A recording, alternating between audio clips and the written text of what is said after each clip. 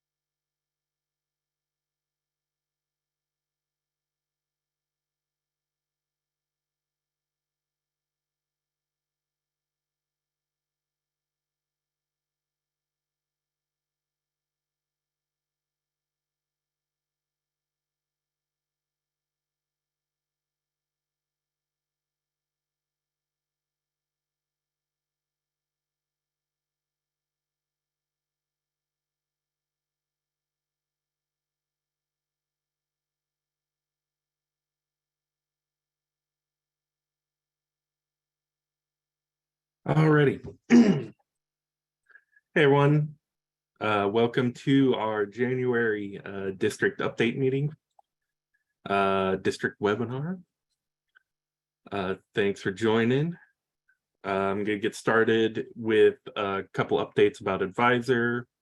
Part of my usual updates. Then we've got Kevin here to talk about finance. Chris and I will be talking about a new special ed CDC collection. Then some of the members of the accreditation team will be here to talk about non-public curriculum. As usual, use the Q&A panel to ask any questions as you go, and we will try to answer those. So I will get started. And we do have the slides posted here on the nedataconference.com website. And we will, as usual, get the video posted later, within a week or so.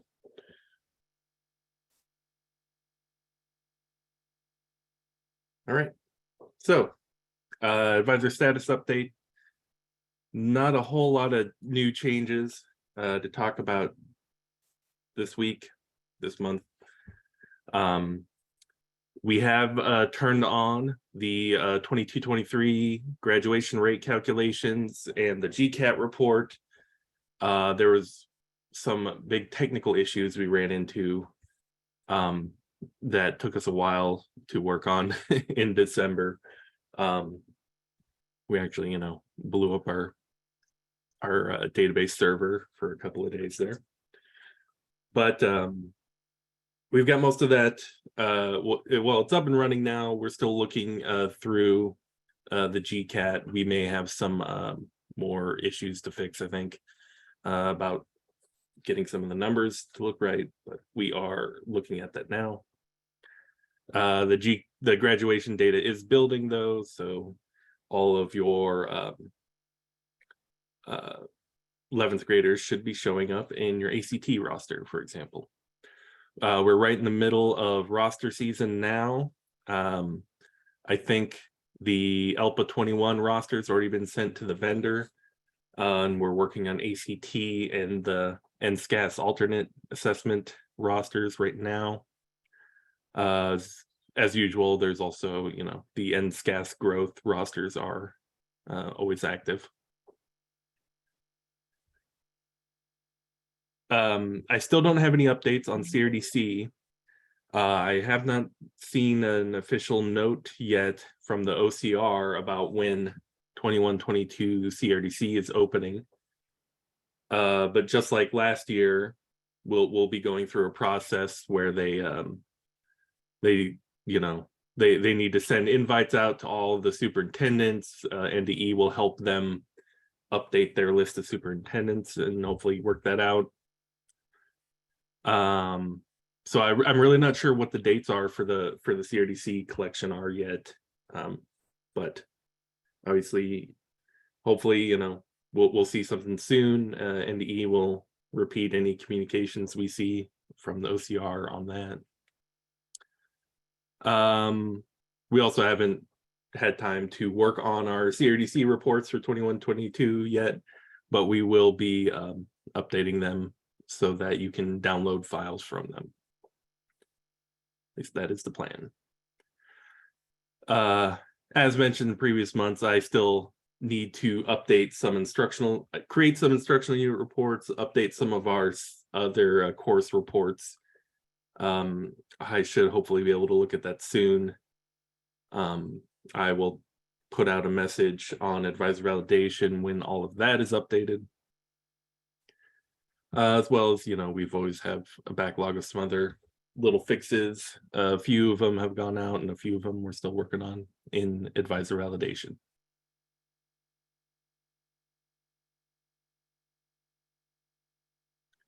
All right.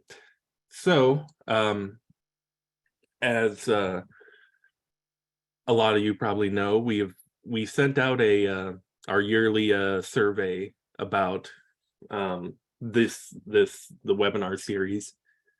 And part of that was we asked for suggestions on other topics to cover. A couple of them were related to, stuff that I think I would cover, breaking technical things down. So one of those ideas that I saw from a few people was about graduation and dropouts. So I thought I would kind of cover the basics here. We don't really have time to dig really, really deep, but I can definitely dig deeper down into specifics about parts of graduation cohort processes in future meetings. Definitely, we've got all your suggestions from those who responded to the survey, and but yeah, if you ever have more suggestions, just let me know. So quick version on graduation dropouts. First, some terminology that we need to set to try to avoid confusion. So generally, when everyone is talking about graduation rates, or when I say graduation rate, I really mean graduation cohort rate or cohort graduation rate, either way. The cohort here is important, that being that the students are grouped into a cohort based on when they first entered high school, typically when they entered 9th grade.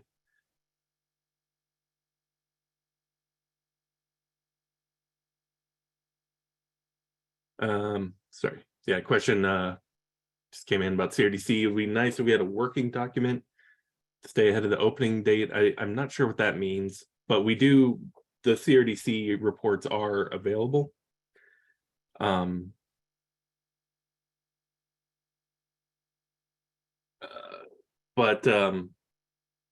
Yeah, I don't think there's any CRDC site open for you to submit yet, so it will probably be pretty tough to keep track of your progress as you're getting ready.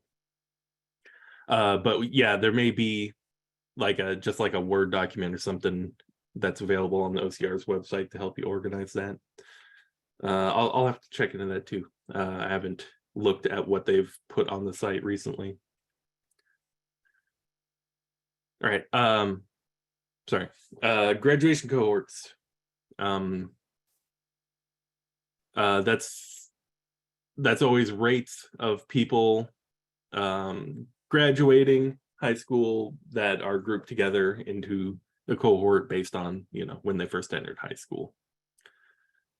Versus completers is a term we've kind of used, and that's also a term that's kind of a very old term that's just kind of been held over. Completers generally is a looser term. That's generally means just any group of students who completed high school. They don't necessarily count as graduates in a cohort. And typically we're not putting those students into a cohort. Like in advisor validation, if you go look at the completers report, it's just showing you everyone who completed in this school year, not regardless, of what cohort they actually belong to. Dropouts always come up here a lot.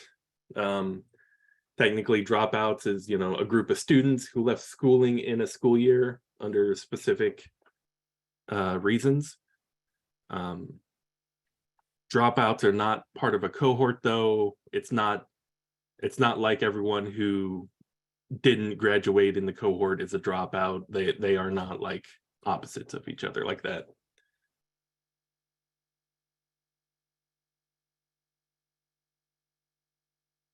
All right, so I wanted to kind of cover the basic steps of how graduation cohort works. This doesn't cover, you know, every single detail. It's a very complicated process. But I wanted to document kind of the basics. So if you're ever not sure about, you know, how does this work again, especially if you need to, you know, submit a graduation cohort resolution request, you know, I thought maybe this would be helpful to refer back to. So first step, we have to determine what students have entered into graduation cohort. You know, K through 8 students, we're not looking at them at all. But at some point, someone has to, be included in the cohort. So technically what we do for every student, we find the earliest enrollment record by their entry date reported for the student where they are in grades 9, 10, 11, or 12.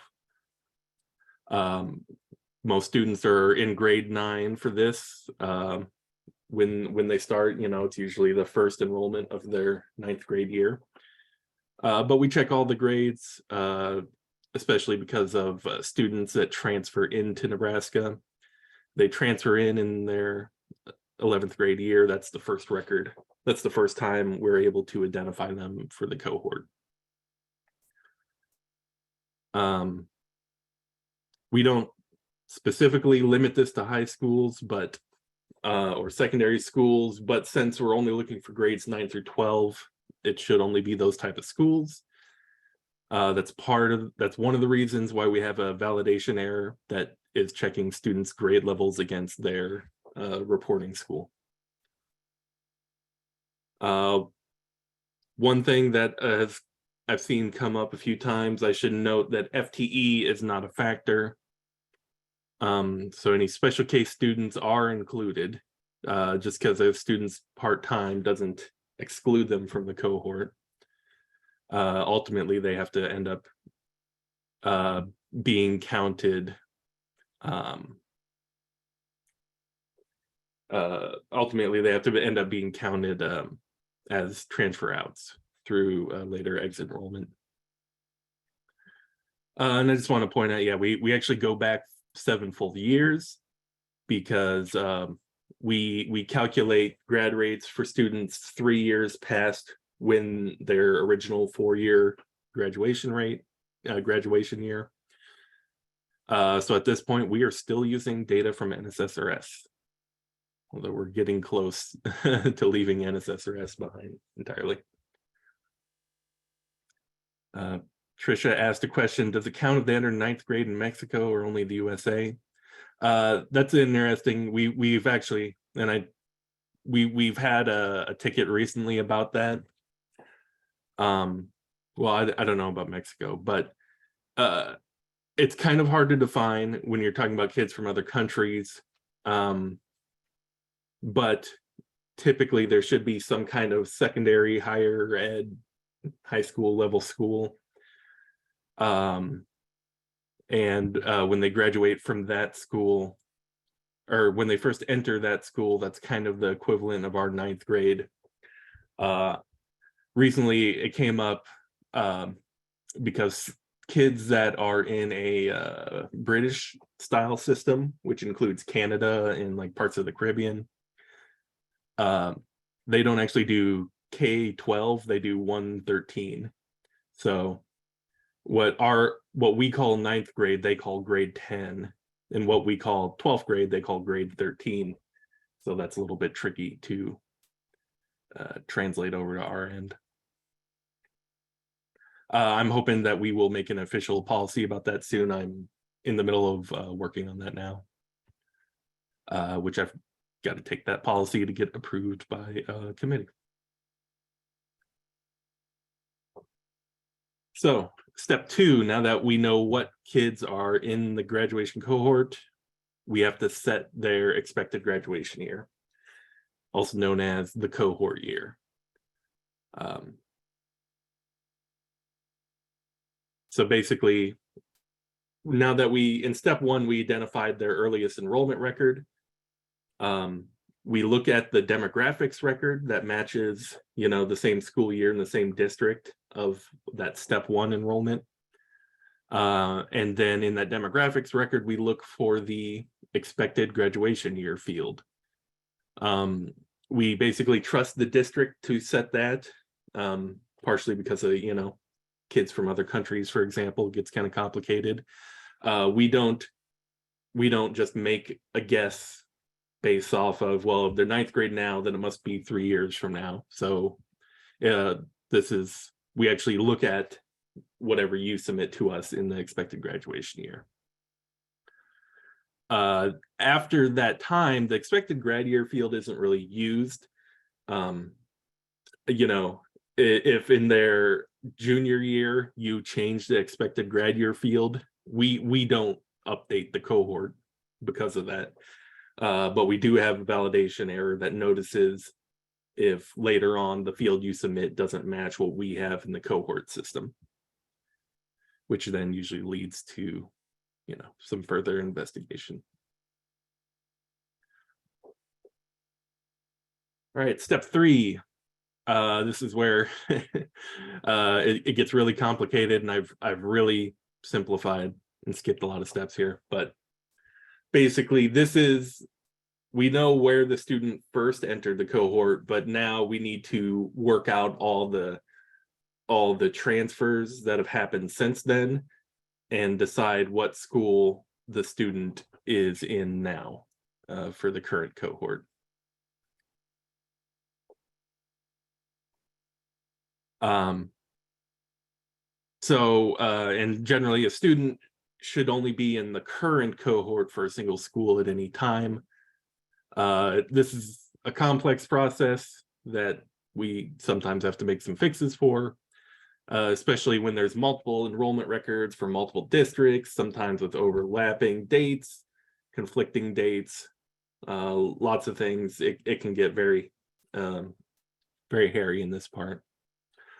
But I think the most simplified way to think about it is this screenshot I pulled from the front page of the GCAT report and advisor validation, that if we have the numbers working right, you should see your starting cohort number of students, and you can click those underlined numbers to get the actual list of names. And then a certain number of students transferred in, a certain transferred out, and then you have a certain number of students that are in your current cohort. And basically, whoever's in your current cohort, that's the denominator of your graduation rate calculation.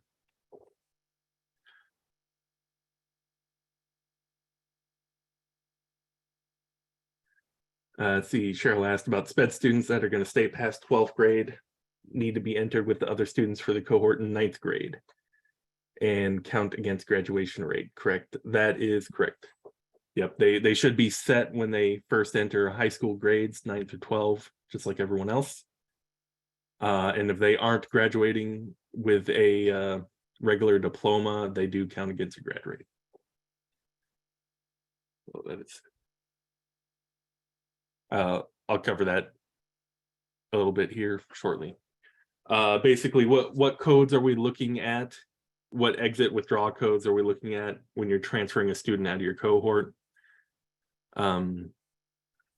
Here's the list. Basically, we're looking for transfer outs or deceased, obviously, takes the student out. We still look at the 201 code. That's an old or actually, no, we had that up until like 3 years ago. But since we go 7 years back, we still include old codes. And the 200 code, that's used by districts with more than one high school. You can use that code to transfer a student from one school to another within your district.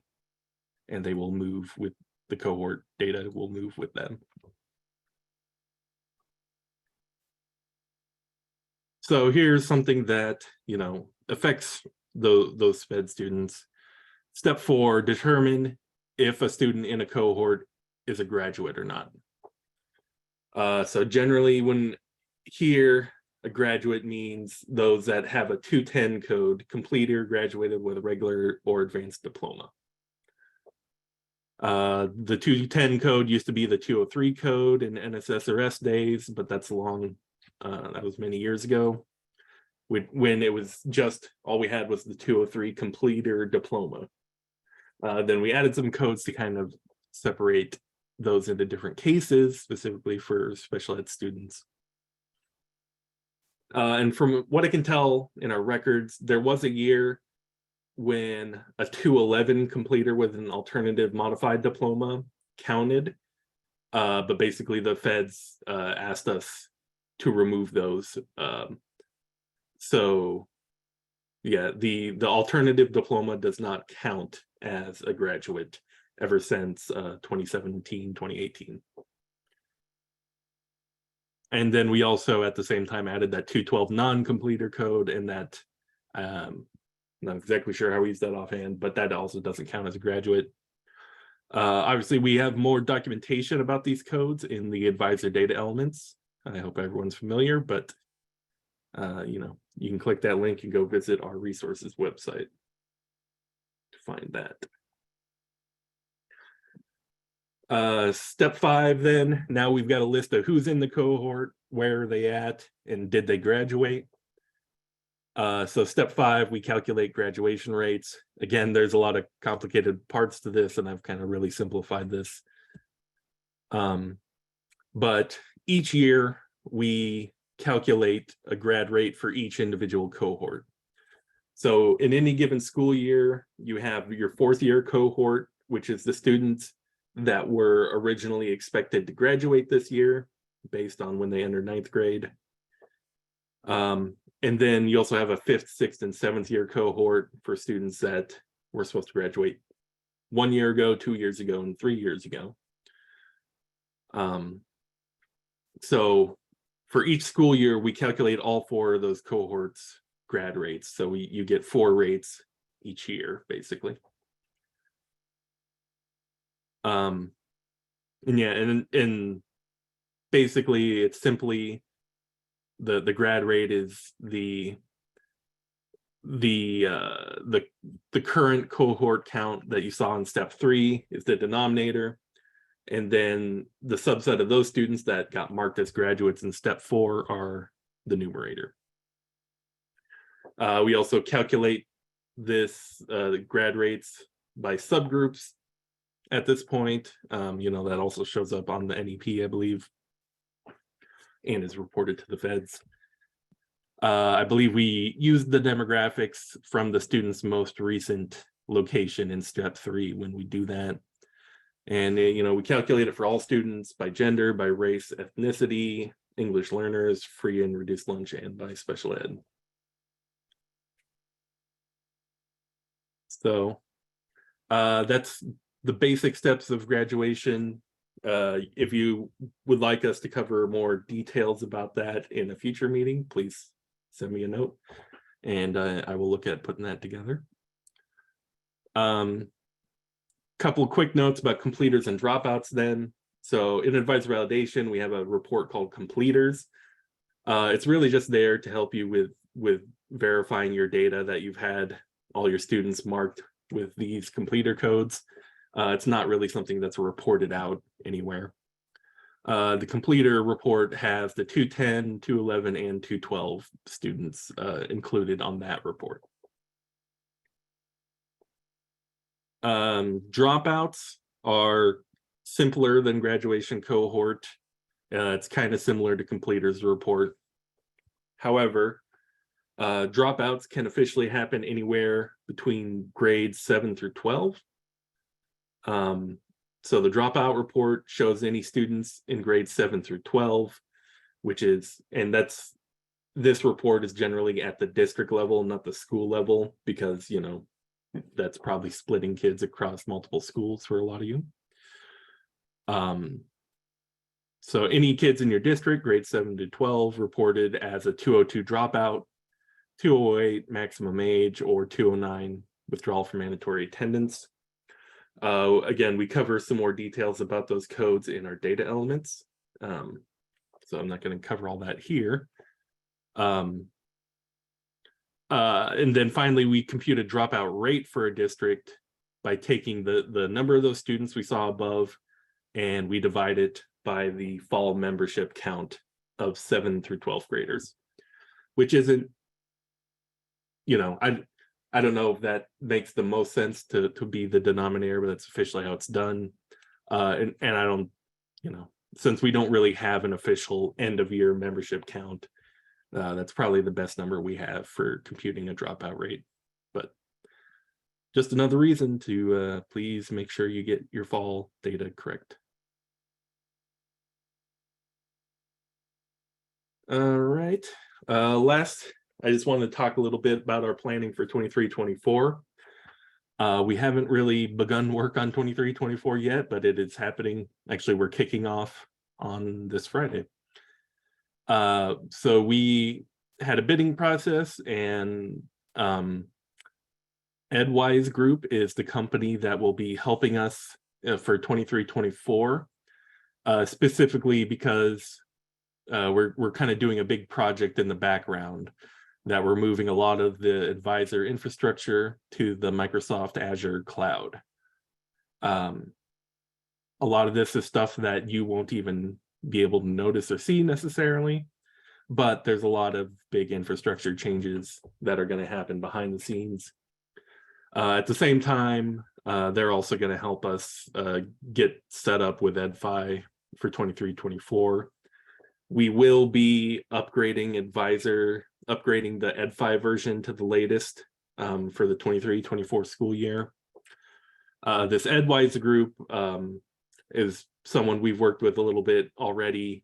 They're a company formed by a lot of developers that worked for multiple years getting EdFi set up in Arizona. Arizona is one of the other kind of leading states in the EdFi area, and a lot of the big vendors, Infinite Campus, Power School, Synergy, they're all working in Arizona as well. So that's about all I could really tell you about it now, but we will continue to, I'm sure every month from now until August, I will continue to bring updates about 23-24. I'm not aware of any really big changes in the EdFi structure, but I'm sure there will be some, so I will have to be documenting those. So thank you, everyone. That's all I got for this segment. Next up, we've got Kevin talking about a new CDC collection.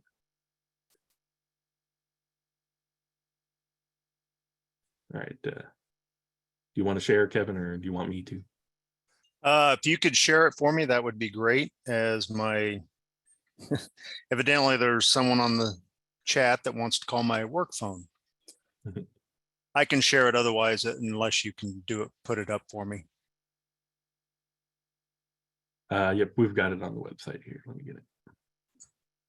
Otherwise, I can pull it up too, so that's no problem. All right, thanks, Max. Good morning, everyone. Kevin Lyons, I'm Director of School Finance for the Department of Education. And as Max mentioned, we are adding an additional consolidated data collection involving school bond. So yeah, if you'd please scroll down. I'm currently working with the advisor team so that we can get this on the web page sometime this month. Primarily what this stems from is in 2021, LB2 passed, which amended Nebraska Revised Statute 77-201 to provide all agriculture and horticultural land that receives special valuation. And it's to be valued at 50% of actual value, which changes the percentage that's been done in the past. And so for any school districts that have a school bond after January 1st, And of course, this is the bill is based on, it started in January 1st, 2022, but any school districts that have a school bond after January 1st of 2023 need to fill out this collection. Now, I will show you here shortly on the collection, and for any superintendents that are on here, and we will send out an email once this is open. We still ask all superintendents to go in, download the activation code, because we do have a box where it says you did not have a school bond. That way I can track all schools without having to make a bunch of calls to ask if you had any school bonds. The due date for this would be January 31st, but we are going to have an audit window through February 28th. I'm working with the Department of Revenue and their team, and they would like to have the information the first part of March, and that would be tied into changing that valuation for the school bond effective for next budget year for 23-24. And we had quite a few districts where that did affect their valuations just for school bond. It didn't affect their general fund, their building fund, QC Puff, or any other funds. It was only for the bond. Go to the next slide, please. This is what it's going to look like when it comes on. School bond issued after January 1st. We'll have an explanation as far as the scope. The blue box is just check the box if your school issue did not have a school bond, and then you can submit and approve. If you did have a school bond, then we ask that you put the date of the school election, the effective date of the bond, and then the amount of the bond issued. And all this information I share with the Department of Revenue the first part of March. Go ahead to the next one. And for all of our CD collections, we do have school bond instructions. And so once again, I reiterate the scope of what this school bond is required to do. And like I said, the Department of Revenue reached out to Department of Education, to School Finance, for us to email superintendents and school districts that this applies to as far as all the public schools. Go to the next one. Just going over this quickly. And the directions, it's going to look like any other collection that you do for the consolidated data, especially in school finance. It just adds another one. For most of you, you know that we ask for 2 collections that are due in June, 6 collections that are due in October, and then this will be an additional one that will be due in February. So just wanted to give you a heads up that this will be on the web page. We will send out a school finance email to all superintendents and bookkeepers to let you know that this collection has opened. So if you have one that's scheduled, or if you've had one that's already been completed in January, or you have one scheduled prior to March 15th, then we ask that you fill that out so I can get it to the Department of Revenue so they can update their numbers. Now, if you had a school bond that was in November of this past year during the midterm elections, the Department of Revenue has already collected that information through the CTL, through their information that they have.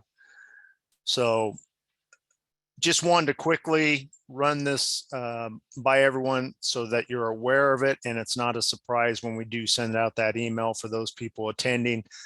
We did include it in our January bulletin from the school finance, so you should have that information there. I will include it in the February bulletin as well. I shall also mention, well, I'm sure we'll also put out in our bulletin when it goes live in the CDC. So yeah, that would be great. That way that one is everywhere. And for everyone on the meeting, just want to give you a quick update. I will be moving to an office finally after 3 years. We have our new offices set up, and the school finance team will be available in our new offices in Lincoln. So I'm in the casual setting of my home office, but that will be changing in the next couple weeks. So just wanted to give everyone an update that we are getting moved to the new offices. With that, unless there's any question, I'm not seeing any. So Thanks, Max, Brian, and Naomi for giving me this time to go over this new collection. All right. Thank you, Kevin. Give me a second here.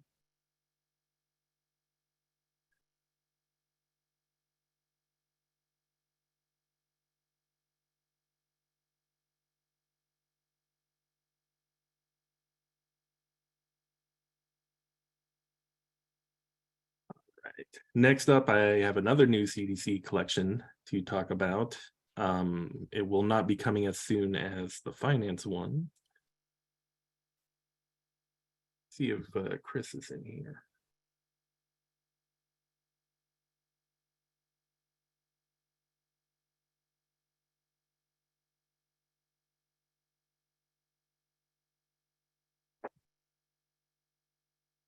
Oh. I don't see Chris from the SPED office, but I will be able to go ahead and kick that off, I believe. Max, I think that particular session is scheduled for quarter after and it's only 10 after. So maybe we Okay. want to give Chris a few minutes. I don't know. Yeah, good point. Let's take a quick break and we'll pick this back up in 5 minutes. All right. Thank you, Chris, for coming in. Yep, so sorry about my technical difficulties this morning. I apologize. All right. So we are here to talk about a new CDC collection for special education teacher retention.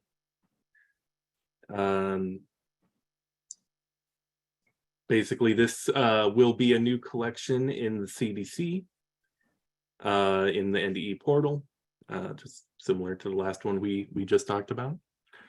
In short, this is collecting the reason why a special education teacher that appeared in your staff last year did not come back in the current school year as a special education teacher. So Chris, give us a little background about it, please. Sure, I'm happy to give you some information. So about a year and a half ago, the Office of Special Education applied and then received a personnel development grant through the Office of Special Education. And this grant was specific to the retention of special education teachers. We're seeing such a need for special education teachers and really wanted to look at how do we help to retain those special education teachers. So in collaboration with the University of Nebraska out of Lincoln, they are partners with us in this grant.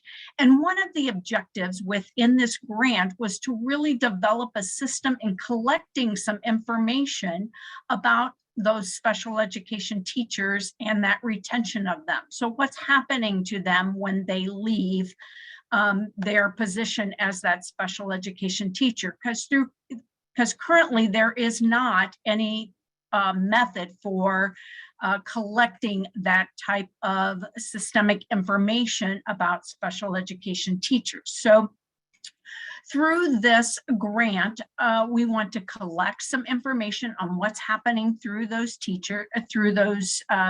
collecting that information on what's happening to those special education teachers that aren't staying in the position. And then also through this grant, we're providing that comprehensive retention plan through working with our administrators, through a leadership academy, and through a mentorship program. And this program is called Get Set Nebraska. You may have heard some information as we are piloting this year with 4 districts. But the biggest thing is that we need to retain those special education teachers, because ultimately, if we keep those teachers in that position, then we can improve those outcomes for students. But one of those pieces of information is collecting data. We know data is important. So this system that we are adding to the CDC is to really gather that information on our special education teachers. Max? Yep. Thank you for that info. I wanted to cover just a little bit of the technical side of how this collection will work. So first, what staff are we talking about here? When I say special education teachers, in this case, I mean this list.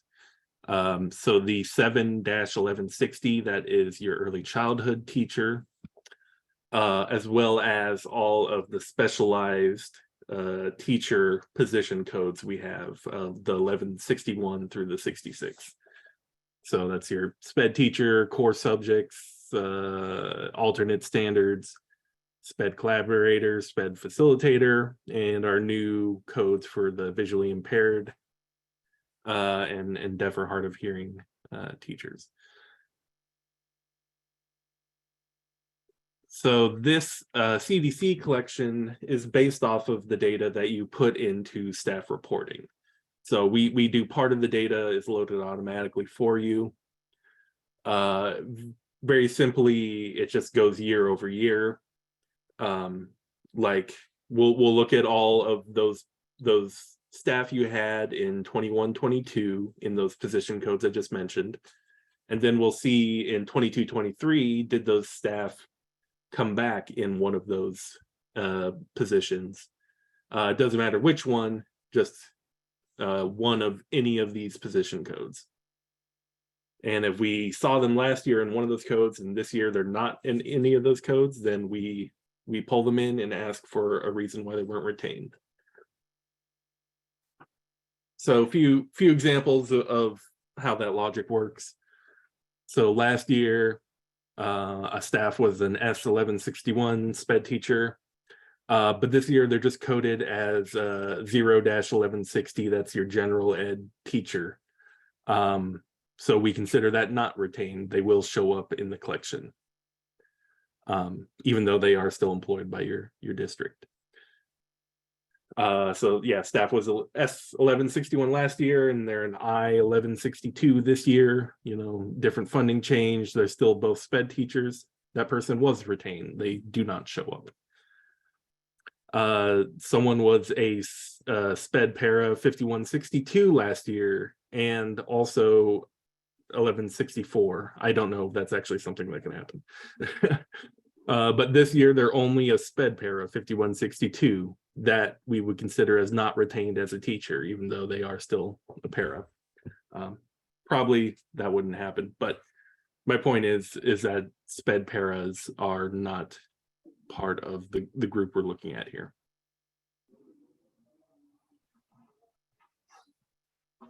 And then also, in order for the system to work, you do have to first get your staff reporting data all finished. You've got to get all your people entries finished and get them green on the staff reporting drop down that says all records valid. If they have an error, then we don't consider that data that has actually been input yet.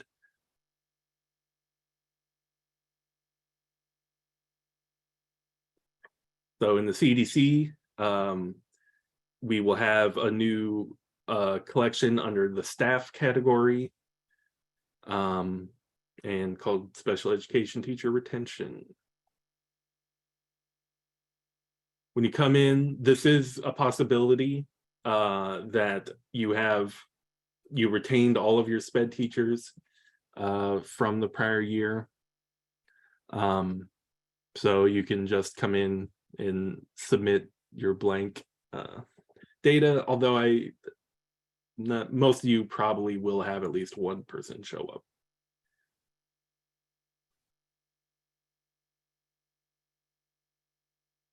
We're going to put notes. Here's kind of what the page would look like. This is just some test data. If you do have people that weren't retained, and we will pull them into the list. The first three columns here, staff name, ID, and position code, those get pulled in automatically based on what I was talking about. And then the last two columns are what you can add. Basically, you just come down and for each row, pick an option out of the drop-down menu. And there's a space to add notes if needed, but that is optional. One thing to note, you can notice the same staff ID is listed twice here. It's because they were splitting time between two different positions. So I figured we would bring both of those rows in for possibility that maybe there's different reasons for each of those, but.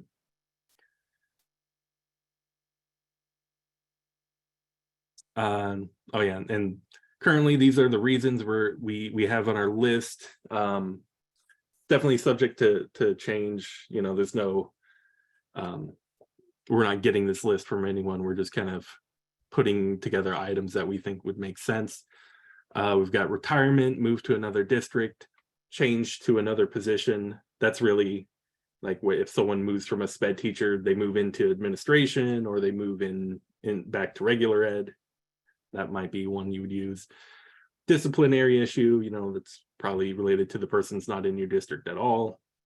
Budget reasons, or the position was removed, or just simply contract was not renewed with that staff, or they chose not to renew, as well as another field if needed. But if you have any other suggestions for reasons to go onto that list, please let us know, because you know, whatever we put on the list here, that's going to define what kind of data analysis we can do with it. You could have multiple pages. Maybe our biggest districts might have a lot. I'm hoping you don't have 10+ pages of staff that didn't retain compared to last year, but that's just bad test data I'm playing with here. So you enter your reasons, you hit the save data button, then you submit and approve, just like all of our other CDC collections. So we have not set a date for this yet, but probably would be soon, possibly within the next month. We've got another new CDC collection opening, as we had just talked about. Stay tuned to the NDE bulletin for an announcement. I believe the special ed office also has some communications that they send out. I expect we will see it there as well. Probably we'll give like 4 weeks to have the collection open and enter that data. In the future, we're probably gonna open this earlier. We just, you know, didn't have time to get all that together this year. I think we'll open this around the time that staff reporting is finishing in the fall. Technically, staff reporting is due by law, basically due to us by September 15th. But we have the audit window open for staff data until October 31st. We're thinking probably next year this will open October 1st and close November 30th. So I know, yeah, it's a busy time of year. I'm hoping that this collection would not be a large amount of data, large amount of effort to put together. But if you have any feedback on those dates, please let us know. Talk to us later, or put something in the Q&A field if you would like. I thought, you know, we could push it back to 11/1, and then probably it would close, you know, still could close at the end of December, at the end of November, maybe mid-December. So that is basically it for the collection. We haven't really dug into, you know, as we get the data, we will be working with UNL, who's helping to manage the grant, and I'm sure they will be working out various ways to report out the data that we find from the collection. So we will definitely make sure that whatever kind of data that we report out will be available to districts. Could be in the CDC, maybe it'll be a publication of like a study, you know, the thing that researchers typically put out. So we're not sure about that yet. First step is, of course, to gather the data. So I don't see any questions in the Q&A. If you had any questions about this, or for Chris or I right now, please pop it in.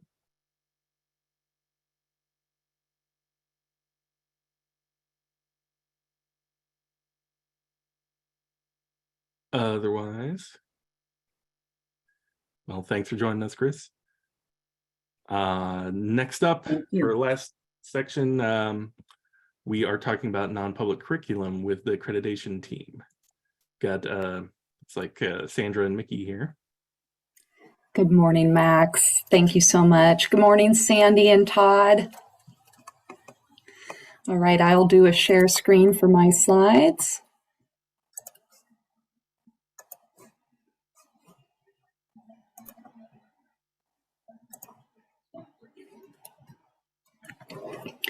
My name is Mickey Scharf. I'm the Director of Accreditation with the Nebraska Department of Education, and it's great to be with you today, launching off the annual non-public curriculum report. The information in these slides is specific to the non-public curriculum report, but as we work through the slides, you're going to see information on instructional units and also the requirements for courses and instructional hours for our public school friends that are also on the call. So essentially, we have some quick goals for today. We like to provide Rule 14 and Rule 10 contextual information on the reporting of the instructional unit data. We want to be sure that everyone is aware of when the collection opens and when it closes. And after the collection closes in, the accreditation staff, myself, Todd, and Sandy, monitor the data, what that communication and, if needed, additional documentation looks like. The data submitted by both Rule 10 accredited non-public schools and Rule 14 approved non-public schools provides us with important information. And the following reasons are appropriate staffing, making sure that required courses are taught by properly endorsed staff. For our secondary students, this information is required for high school graduation requirements set by statute. And it also allows us to collaborate with school administrators, troubleshoot any problems with scheduling and meeting thresholds set by Rule 10 and Rule 14.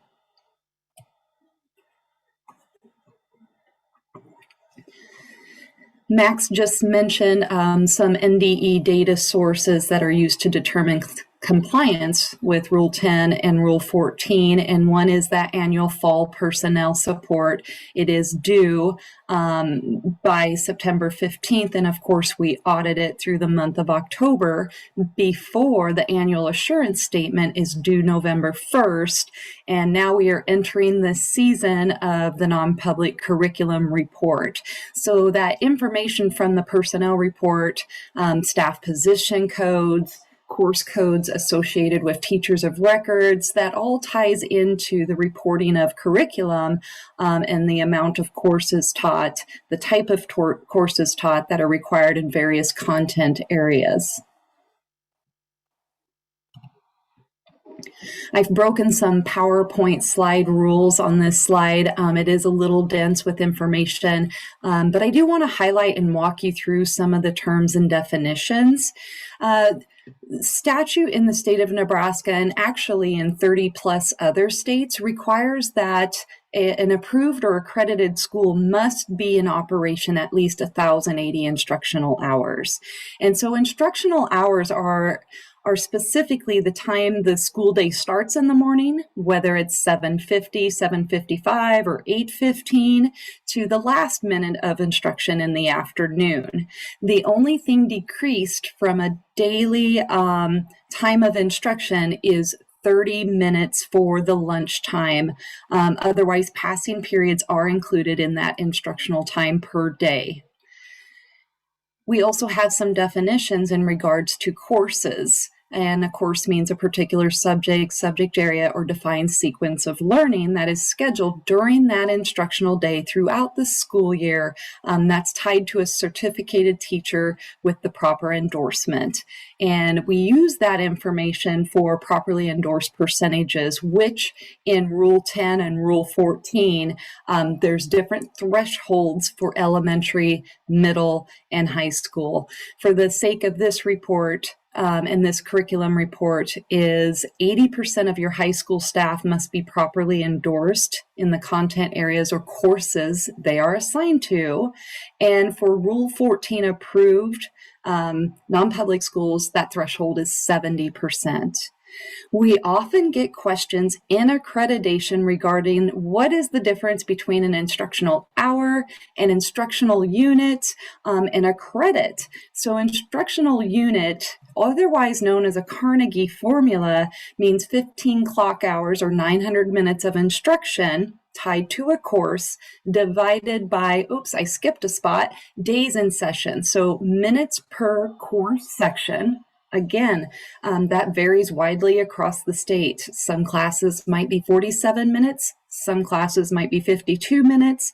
So that's your minutes per session multiplied by the number of days that class meets. And that class, that course might meet one semester, or it might be a year-long course. And that is divided by 900.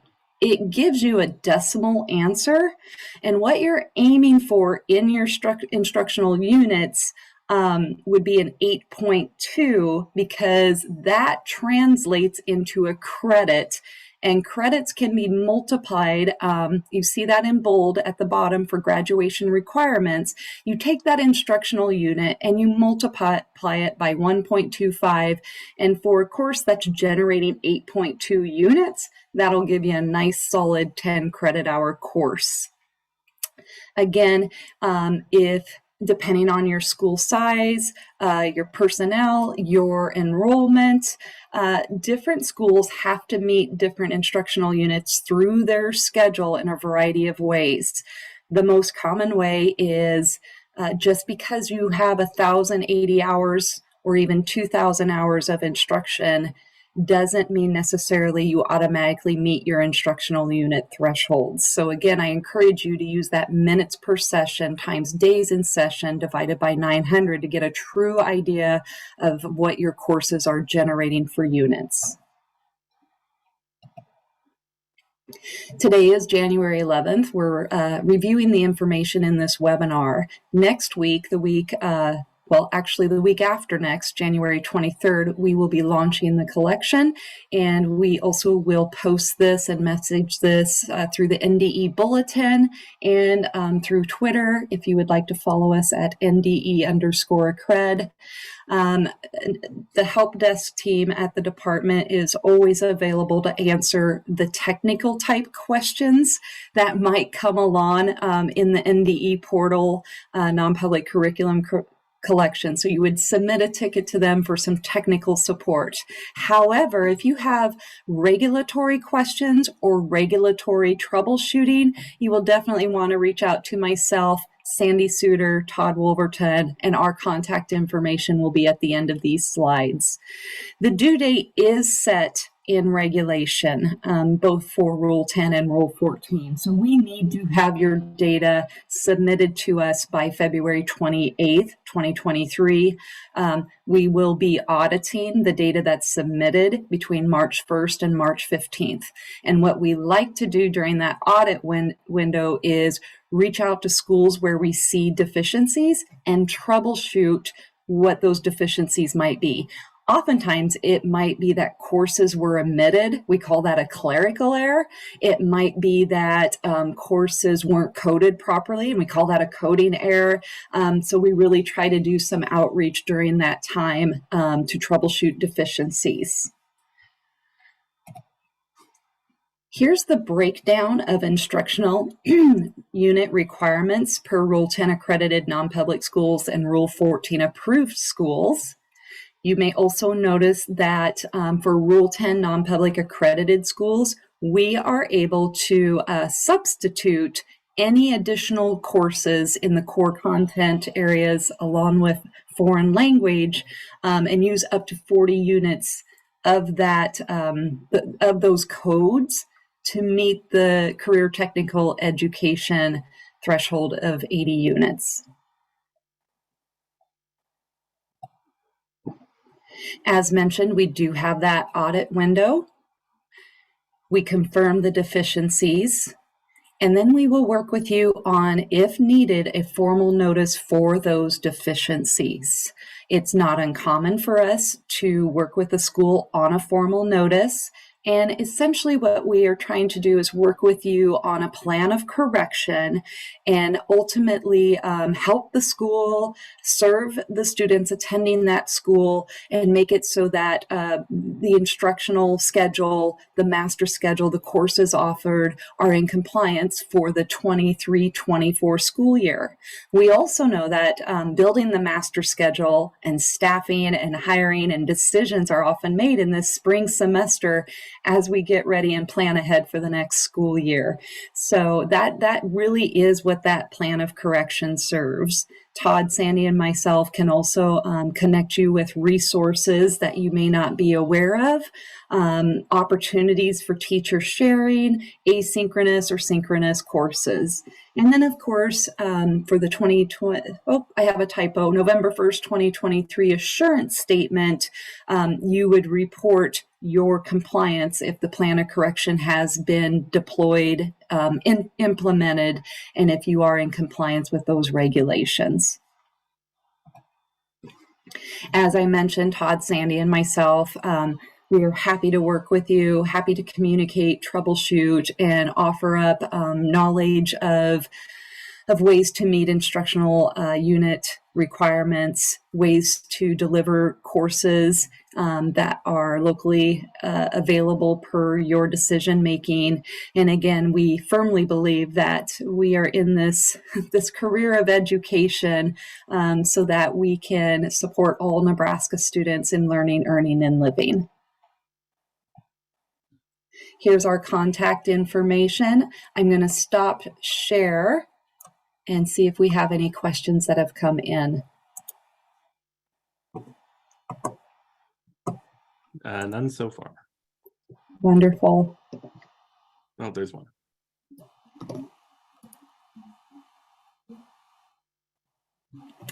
For calculating time in session, you mentioned all time excluding lunch. Should an advisory or homeroom period be included in that? Todd, I saw you nodding your head. You want to take a stab at that one? You just deduct the 30 minutes for lunch. You know, what is the start of your school day? What is the end of your school day? Figure out the hours and minutes and knock off 30 minutes. That's the standard practice for that. So yes, the school day, remember the time the school doors open and students are in classes, whether it's a homeroom class or an advisory period, that time does count in the instructional day. Now, you won't have a course code tied to an advisory or a study hall or a homeroom. So that time, whether it's 20 minutes or not, it's not generating instructional units because it's not tied to a course code and a content area teacher. I see another question. Will the format of the non-public curriculum report this year be the same as past years? I'm saying yes, and I'm going to look to Max and Naomi to confirm that. I'm not aware of any changes this year. Nope. No changes. And we just got done going through the non-public curriculum report guide, the step-by-step manual that's been polished up and we made sure all our information is correct. So that'll be published soon, within the next couple of days, and definitely before the collection opens, so that you have that step-by-step. There's screenshots and descriptors in there so that you can navigate that collection. Do you say shooting for 8.2 when calculating for instructional units? Yep. I did, only because if you have a course that's generating below 8.2, a course that's generating 7.4 instructional units, even if you multiply that by 1.25, that course isn't necessarily generating a clean 10 credits. So that's why I used 8.2. Again, schools that maybe have higher student enrollments may be able to get away with instructional units that are smaller in numbers, but they're offering more sections in math, as opposed to a smaller school in Nebraska that has 4 high school courses for math. And if those courses are only generating seven units each, you're not meeting the math thresholds. Again, students kind of equals offerings, but that's also why we want to work with you maybe on some other options, where you might have a handful of students that want to take a synchronous or asynchronous course that you can use to generate units. Todd and Nikki, Sandy? Yeah. yeah, I'd also like to say that, for a year-long class, 8.2 would be really on the lower end of what we have seen when we have done calculations. It would cover you to make sure that you have, for a year-long class, the 10 credits, but you need to really think about being over 9, in terms of meeting your instructional requirements for what you're going to generate for a year-long class, closer to 9.5, honestly, for smaller schools.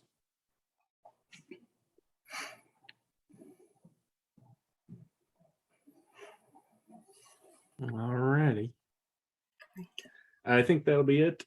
Thank you for joining us, guys. Thank you so much for organizing these. Everyone take care.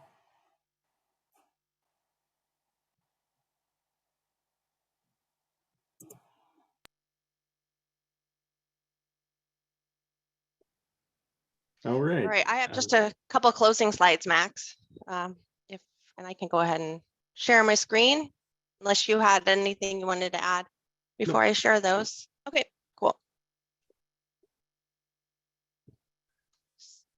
So we've got kind of an announcement from another group within the NDE about some data visualization and use.